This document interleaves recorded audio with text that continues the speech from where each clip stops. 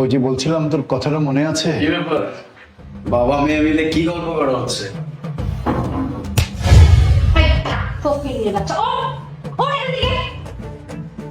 তোর স্থান হচ্ছে এই ফ্লোরে, আমার পাশে না। তাই সব সময় না এই ফ্লোরেই বসবি, কোনোদিনও আমার পাশে বসার মতো সাহস করবি না। আরে মা, তুই এটা কি করলি? তুই ওকে থাপ্পড় মারলি? আশ্চর্য! একজন স্বামীর অধিকার আছে স্ত্রীর সাথে বসার, তুই কি কাজ করলি? এটা তুই ঠিক করেছিস? বাবা, ওকে তুমি তোমার মেয়ের জামাই হিসেবে মেনে নিতে পারো, কিন্তু আমি ওকে আমার স্বামী হিসেবে এক বিন্দুও মানি না। ওর কোনো যোগ্যতা আছে আমার স্বামী হওয়ার? হ্যাঁ, আমার বাবা হচ্ছে একজন কোটিপতি, আরো সামান্য একজন ফকিন্নি। আমাকে যে ও বিয়ে করতে পেরেছে এটাই ওর সাত কপালের ভাগ্য, কিন্তু আমি তার সাথে সংসার করবো না, ইম্পসিবল ব্যাপার। আর তুমি ওকে বলে দাও নেক্সট টাইম যেন আমার পাশে বা আমার সাথে দাঁড়ানোর কোনো চেষ্টাইও না করে। থাক না বাবা, ওনার সাথে এত জোরাজোরি করার কোনো দরকার নাই। উনি তো একদম ঠিক কথাই বলছেন। সামান্য ফকির নেই ঘরের সন্তান আমি কিভাবে এত দামি সোফাতে ওনার পাশে গিয়ে বসি? ওনার পাশে বসার জন্য হলেও যথেষ্ট যোগ্যতার দরকার আছে, যেটা আমার নাই। আর আপনি কেন চিন্তা করতেছেন? আমি একটা গরিব ঘরের সন্তান, এরকম মেঝেতে বসার অভ্যাস আমার আছে, চিন্তা করবেন না।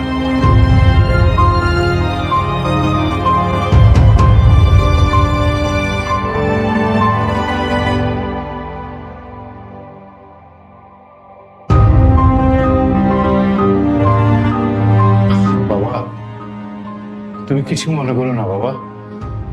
আমার মেয়ের পক্ষ থেকে আমি তোমার কাছে ক্ষমা চাইছি বাবা, তুমি কিচ্ছু মনে করো না।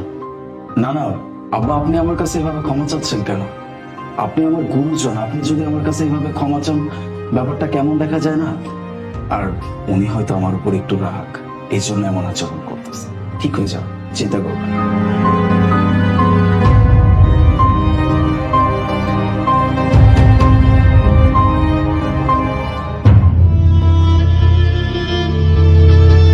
কি রে, তুই আমার রুমের হয়েছিস কোন সাহসে? হ্যাঁ, এক্ষুনি আমার রুম থেকে বের হয়ে যা।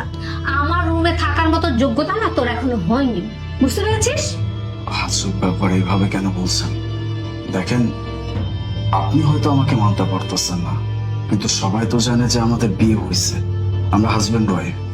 এখন যদি আমি আমাদের রুম থেকে বের হয়ে চলে যাই, এটা যদি বাই এনি চান্স বাবা অথবা মা কেউ দেখে ফেলে, তাহলে কি ভাববে বলুন তো? প্লিজ আপনি চিন্তা করবেন না, আপনি বেডে ঘুমান, আমি ফ্লোরে শুয়ে পড়বো, সমস্যা নেই। একদমই না, তোকে আমি আমার রুমে একদম অ্যালাউ করবো না। আর বাবা মা কি ভাবলো না ভাবলো তাতে আমার কিচ্ছু যায় আসে না। তুই এক্ষুনি আমার রুম থেকে বের হয়ে যা, বের হয়ে যা বলছি। ঠিক আছে।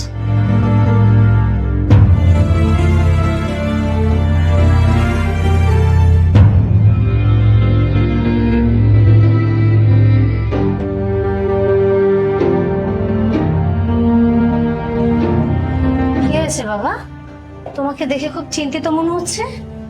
হ্যাঁ মা, অনেক বড় সমস্যা হয়ে গেছে। সমস্যা হয়ে গেছে? কি হয়েছে? ব্যবসার জন্য ব্যাংক থেকে 10 কোটি টাকা লোন নিয়েছিলাম, কিন্তু ব্যবসাটা তো শেষ পর্যন্ত আমি রান করতে পারিনি। সব টাকাগুলো লস হয়ে গেছে। এখন এখন কি করব বুঝতে পারছি না। ব্যাংক কিন্তু টাকার জন্য খুব চাপ দিচ্ছে আমাকে। বাবা, কোনো চিন্তা করো না, এমনিতে তোমার বয়স হয়েছে, আর বেশি চিন্তা করলে তো তোমার শরীর খারাপ হয়ে যাবে। আর এমনিতে কোনো না কোনো কিছু তো ঠিক ম্যানেজ হয়ে যাবে, তুমি এটা নিয়ে একদম চিন্তা করো না।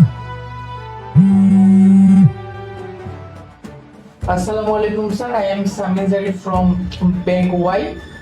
স্যার, আপনি গত 4 বছর আগে আমাদের কোম্পানি থেকে 2 কোটি টাকা লোন নিয়েছিলেন আপনার বাড়ি বানানোর জন্য, এবং গত মাসে আপনার মেয়াদ শেষ হয়ে গেছে ঋণ পরিশোধ করার। এখন পর্যন্ত আপনি যেহেতু কোনো আপডেট দেননি, সুতরাং ব্যাংক থেকে সিদ্ধান্ত নেওয়া হয়েছে আগামী সপ্তাহের মধ্যে যদি আপনি সমস্ত পরিশোধ না করেন, সেই ক্ষেত্রে আপনার বাড়িটি নিলামে তোলা হবে।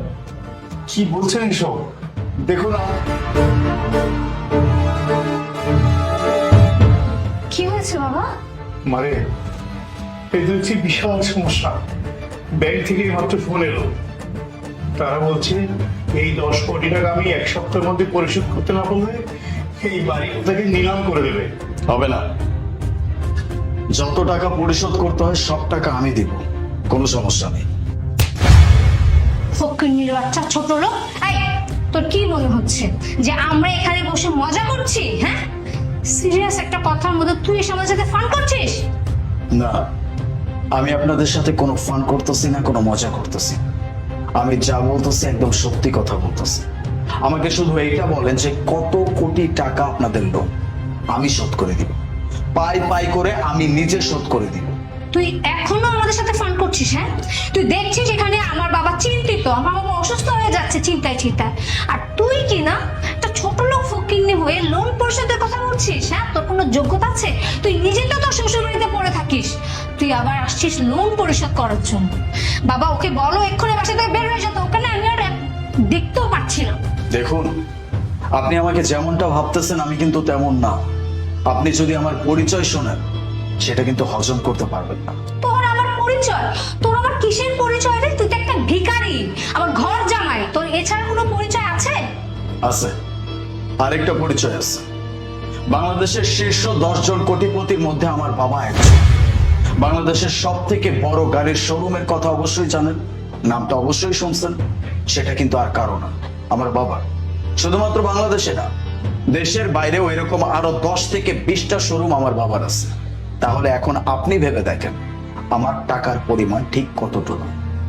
আরে বাবা, আমি তো তোমার ব্যাপারে এত কিছু জানতাম না।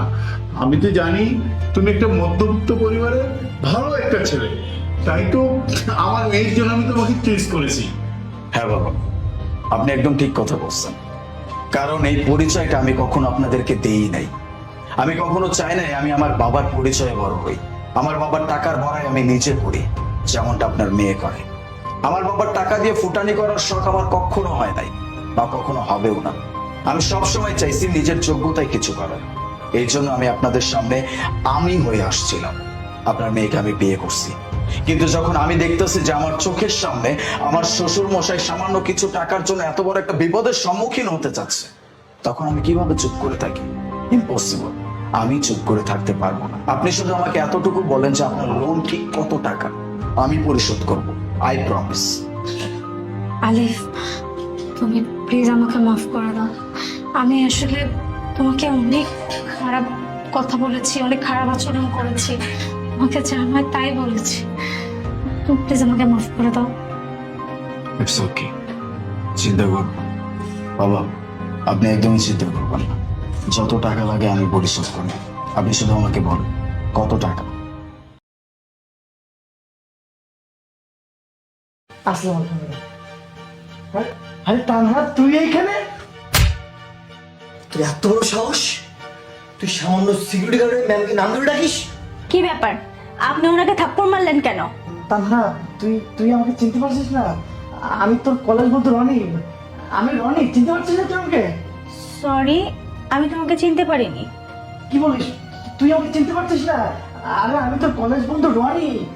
একবার মনে পড়ে ওই যে চিটিং করতে গিয়ে একবার ধরা পড়েছিলাম, স্যার সব আমাকে সবাইকে ধরে ফেললো, বুঝতে পারছিস? আমি ওই রনি। রনি, তুই এখানে কিভাবে? যাক, তুই আমাকে চিনতে পেরেছিস। আচ্ছা, তুই এখানে কি করতেছিস? উনি এখানে কি করছে মানে? তুই যে অফিসের সিকিউরিটি গার্ড, উনি সেই অফিসের বস। ওনাকে সম্মান দিয়ে কথা বল।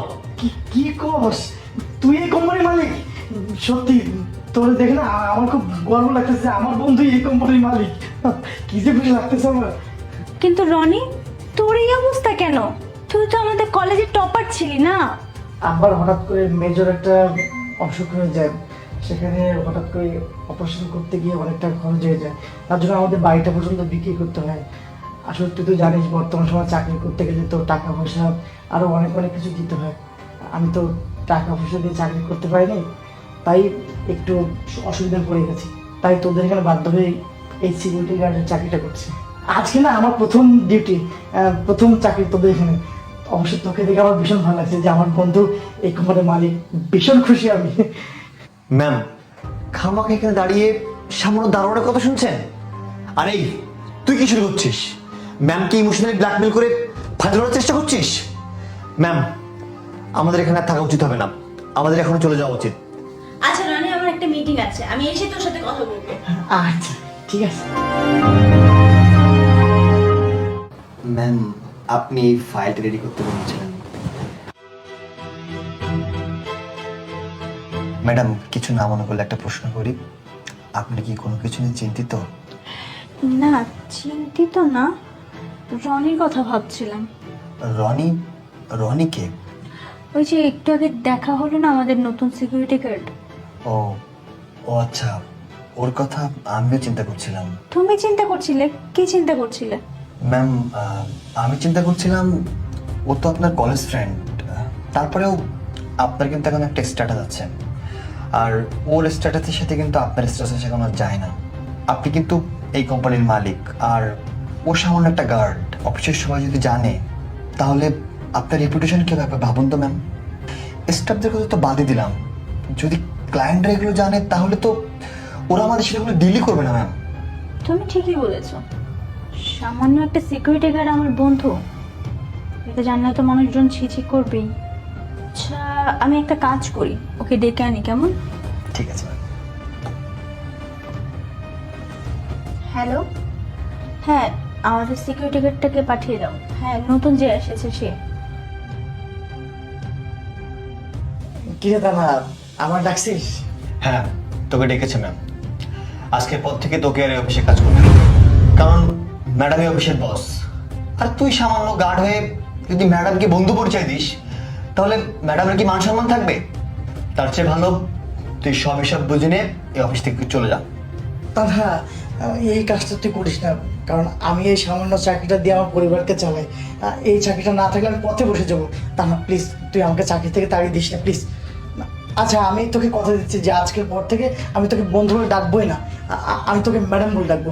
তুই তারপর আমাকে চাকরি থেকে বের করে দিস না। তুই কিছু মনে করিস না রনি, ও তো ঠিক কথাই বলেছে।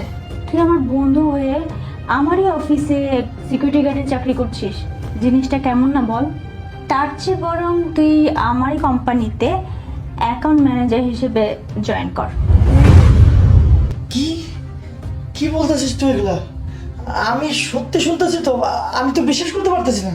হ্যাঁ, তুই ঠিকই শুনতেছিস, আজকে থেকে তুই আমার অফিসে অ্যাকাউন্টেন্ট হিসেবে কাজ করবি। এসব আপনি কি বলছেন? সামান্য সিকিউরিটি গার্ড কিনা আমাদের অফিসের অ্যাকাউন্টেন্টের দায়িত্ব নেবে? চুপ করুন। এই অফিসে কে কোন পোস্টে থাকবে কি থাকবে না সে ডিসিশন কি আপনি নেবেন না আমি নিব? আমার কোম্পানিতে কে কোন পজিশনে থাকবে, কে কোন পজিশনে থাকবে না, কাকে আমি সরিয়ে দিব না সরিয়ে দিব, সেটা সম্পূর্ণ দায়িত্ব আমার। আর কিছুক্ষণ আগে তো আপনিই বলেছেন আমার ফ্রেন্ড সিকিউরিটি গার্ড সবাই যদি জানে আমার উপর ছিছি করবে, তাই তো ওকে ওর জবটা যোগ্য জায়গাটা দিলাম আর কি। আরেকটা কথা, আপনার বিহেভিয়ার যে কতটা বাজে সেটা আজকে আমি বুঝতে পেরেছি। আর আপনি অন্যান্য এমপ্লয়ীদের সাথে যদি ভালো ব্যবহার করতে না পারেন আপনি চলে যেতে পারেন।